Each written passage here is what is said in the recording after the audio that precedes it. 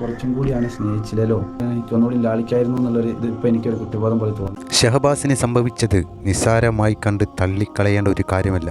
ഇനിയൊരു കുട്ടിക്കും ഇങ്ങനെ സംഭവിക്കാതിരിക്കാൻ ഷഹബാസിന് നീതി ഉറപ്പാക്കണം. അക്രമികളായ കുട്ടികൾക്ക് തക്കതായ ശിക്ഷ തന്നെ ലഭിക്കണം എന്നതാണ് ഈ കുടുംബത്തിൻ്റെ ആവശ്യം. തൻ്റെ മകൻ്റെ വേദനയിൽ നിന്ന് ഇതുവരെ മുക്തമാകാൻ ഈ പിതാവിനും മാതാവായ റംഷീനക്കും ഇതുവരെ കഴിഞ്ഞിട്ടില്ല. കാരണം അത്രയേറെ പ്രിയപ്പെട്ടവനായിരുന്നു നമ്മുടെ ഷഹബാസ്. മാതാപിതാക്കൾക്ക് മാത്രമല്ല, കൂട്ടുകാർക്കും നാട്ടുകാർക്കും അയൽവാസികൾക്കെല്ലാം ഇവൻ വളരെയേറെ പ്രിയപ്പെട്ടവനായിരുന്നു. ഞാൻ പൈലറ്റാകും, സമൂഹത്തിൽ അറിയപ്പെട്ടവനാകുമെന്ന് പറഞ്ഞ് ഉമ്മയോട് സന്തോഷം പ്രകടിപ്പിക്കുന്ന ആളായിരുന്നു ഷഹബാസ്. പക്ഷേ ആ ആഗ്രഹങ്ങൾ പൂവണിയാതെ ആ പൊന്നുമോനെ ചില മനഃസാക്ഷി അല്പം പോലും ഇല്ലാത്ത മാതാപിതാക്കൾ സംരക്ഷിച്ച് വളർത്താത്ത ചില മക്കൾ ഈ ഭൂമിയിൽ നിന്ന് തന്നെ ഇല്ലാതാക്കി. ഇത് എങ്ങനെ സഹിക്കും ഇവർ മരണം വരേക്കും?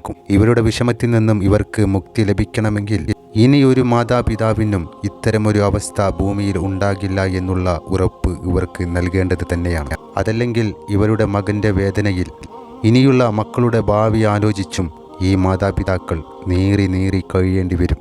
ഈ പൊന്നുമോൻ്റെ മുഖം ഇതുവരെ ആർക്കും മറക്കാനായില്ല. ഇവനെക്കുറിച്ചുള്ള ഓരോ വാർത്തകൾ കേൾക്കുമ്പോഴും കണ്ണീർ ധാരധാരയായി ഒഴുകുകയാണ്.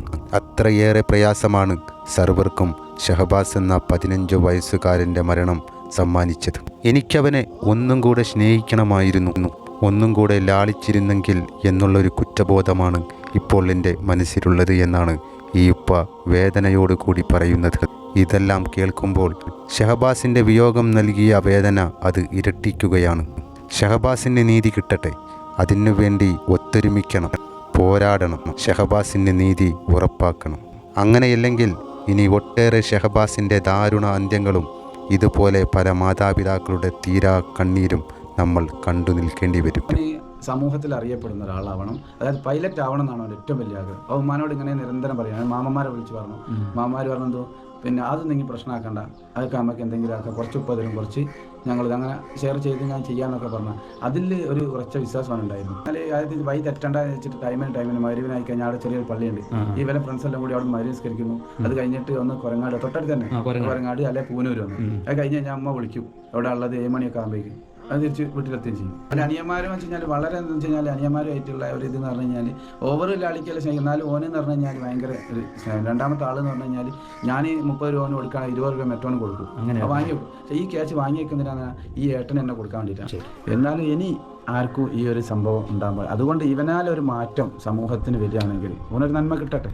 എല്ലാവരും ഇപ്പോൾ ഒരു എതിർത്തൊരു വാക്ക് ഇതുവരെ ഞാൻ കേട്ടു. ഞാനിപ്പോൾ ഓൻ്റെ ആ ചിരിച്ച മുഖം നമുക്ക് ഒരിക്കലും മറക്കാൻ കഴിയില്ല. നമ്മൾ തന്നെ പല മേഖലകളിലെ ആളുകളും വന്ന് ഞാൻ കരഞ്ഞിട്ടാണ് പോണത്. അതായത് ഞാൻ അവരിവിടെ വന്ന സമയത്ത് ഒരു പ്രകോപനപരമായിട്ട് ഇങ്ങനെ സംഭവിച്ചു എന്ന് പറഞ്ഞാൽ ഞങ്ങൾ പോവുകയാണ്, ഞങ്ങൾ നേരിടുക എന്നുള്ള ഒരു കണ്ടീഷൻ വരെ ഇവർ 10-35 പേര് പറഞ്ഞു.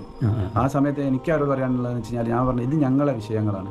അതായത് എൻ്റെ മകൻ നഷ്ടപ്പെട്ടു, തിരിച്ചെന്തായാലും കിട്ടില്ല. അതുകൊണ്ട് നിങ്ങളെ ഭാവിയും കൂടി നഷ്ടപ്പെടുത്തിയിട്ട് എന്താ കിട്ടാനുള്ളത്? ഇവരെല്ലാവരോടും പറഞ്ഞു നിങ്ങളൊരു വികാരം കൊള്ളണ്ട, നിങ്ങൾ അള്ളാഹിനോട് ദുആ ചെയ്യും, ഒക്കെ പഠിച്ചവനാണല്ലോ, അത് പഠിച്ചവൻ കൊടുത്തോളൂ. ആ രീതി പറഞ്ഞിട്ട് ഞാൻ നിയമത്തിൻ്റെ വഴിൻ്റെ നിയമത്തിന് പോകാം. അത് കഴിഞ്ഞതിന് ശേഷം അവരോടാണ് നിങ്ങൾ പഠിക്കണം. എൻ്റെ പെണ്ണ് പ്രത്യേകിച്ച് കരഞ്ഞുകൊണ്ട് അവരോട് പറഞ്ഞ് വിളിച്ചെത്തി ഞങ്ങൾ അതായത് നിങ്ങൾ എൻ്റെ മകൻ പോയി കഴിഞ്ഞാൽ നിങ്ങൾ വീട്ടിൽ വരണം, ഞങ്ങളെ കാണണം. അനിയന്മാർ ബാക്കിയുള്ളവർക്ക് അത്ര ഇഷ്ടമായിരുന്നു. തീർച്ചയായിട്ടും. അപ്പോൾ ഈ ഓരോരോ കാര്യങ്ങളും പറഞ്ഞ സമയത്ത് ഞാൻ പറഞ്ഞാൽ നിങ്ങളെ ഉമ്മക്കും ഉപ്പക്കും നിങ്ങളിലൊരു പ്രതീക്ഷയുണ്ട്, അത് കൈവിടരുത്. നിങ്ങൾ പഠിക്കണം, എക്സാം എഴുതണം, എന്നിട്ട് എന്ത് ചെയ്യുക, നല്ലോണം മാർക്ക് വാങ്ങിയിട്ട് ഓനാളെ കിടന്ന് അവൻ സന്തോഷിക്കണം.